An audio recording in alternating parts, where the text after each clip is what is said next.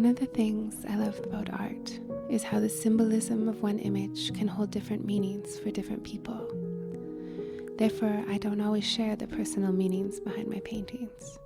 However, in this video, I wanted to share more of the journey with this piece and what it means to me. The conception of an idea usually starts with just a spark of an image. It's like a glimmer of light at the edge of my vision. Then the entirety of it becomes clearer as I put it to canvas and sketch it out, although I'm still unaware of the full message and meaning behind the piece at this stage. During the painting process, as the meaning of the painting reveals itself to me, the themes seem to work into me and weave into my own life. I imagine this process is similar to deciphering dreams, something born of the deep subconscious or soul and brought to the light to be seen and integrated. In this way, art is my trusted teacher, and my devotion to my art is also my devotion to my own becoming. This painting draws from the biblical story of Adam and Eve, a myth that has its roots reaching as far back as the cradle of civilization. The story depicts the creation of the first humans and how those humans went from living in a state of perfect connection and unity within the Garden of Eden to a state of disconnection and separation. Eve, who was made from one of Adam's ribs to soothe his discontent, was tempted by a serpent and ate the forbidden fruit from the tree of knowledge, giving humanity the knowledge of good and evil. The feeling of shame washes over the first humans for the first time, and they are then exiled from the Garden of Eden by a punishing God. I believe our stories shape how we see the world. As Sharon Blackie says, the stories we tell about the creation of the earth and the origins of humankind show us how our culture views the world, our place in it, and our relationship with the other living things which inhabit it. In this story, humans are exiled from the rest of nature. Woman was an afterthought created from man's body to please him, and was then the cause of the suffering of all humanity. It is a message that undermines women's life-giving power and trust in themselves, and whose underlying beliefs has helped to shape the culture we live in today. One that finds itself at the farthest reaches of the consequences of a worldview founded on separation.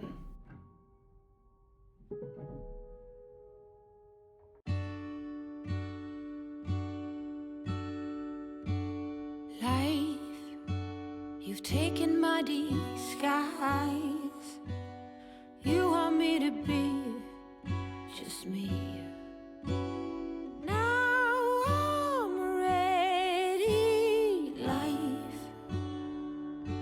You forced me back to basics. I have lost my instincts.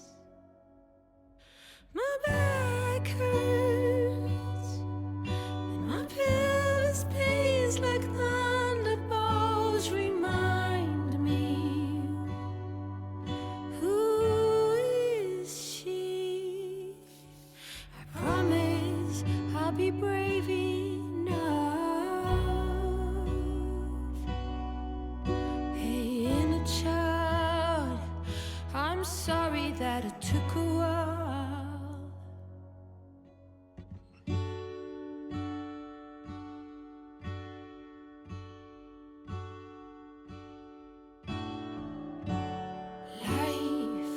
I've forgotten how new ground feels. You ask me to dance, I don't stand a chance. Take me back, oh life. I long for you to move me. Now I vow sacredly, I'm ready for it all. My back hurts and my pelvis pains like thunderbolts remind me, who is she? My little painting buddies.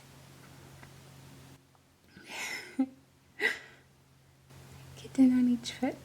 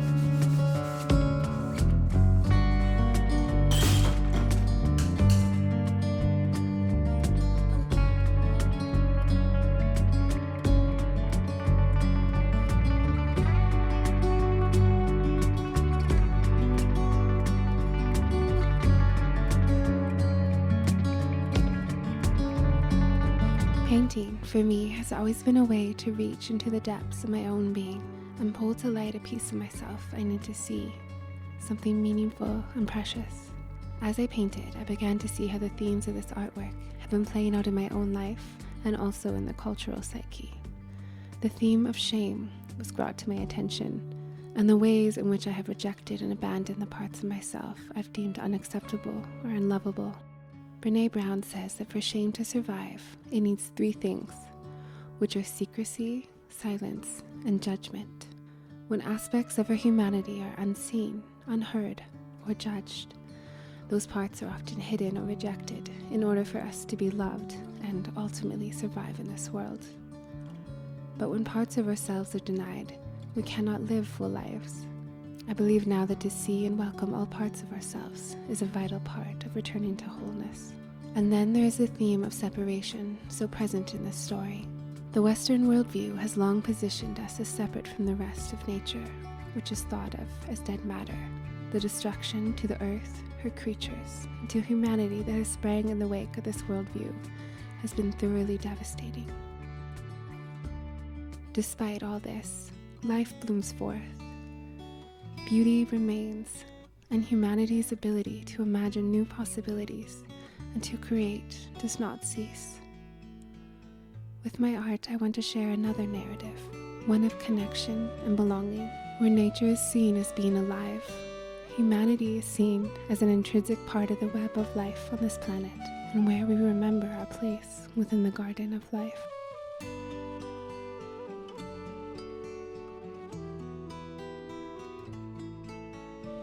In this painting, Eve, the mother to all humanity, stands unashamed in her nakedness.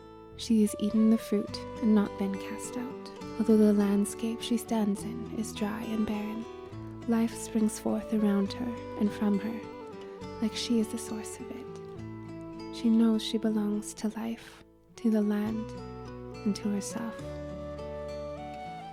I see this as an image of renewal and reclamation that represents a worldview where the feminine is held in reverence